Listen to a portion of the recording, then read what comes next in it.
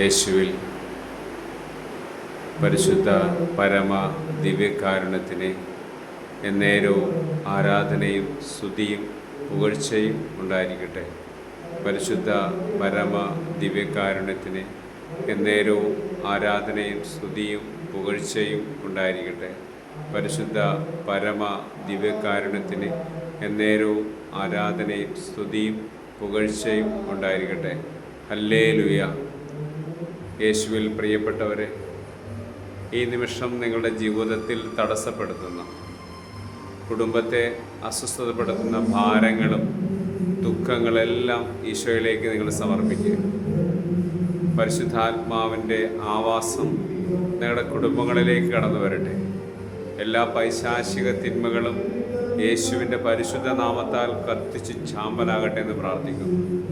ഈ നിമിഷം പ്രാർത്ഥിച്ച് നിങ്ങൾ ആഗ്രഹത്തോടെ സമർപ്പിക്കുന്ന ആഗ്രഹങ്ങളെല്ലാം യേശുവിൻ്റെ നാമത്തിൽ സംഭവിക്കട്ടെ എന്ന് പ്രാർത്ഥിക്കുന്നു.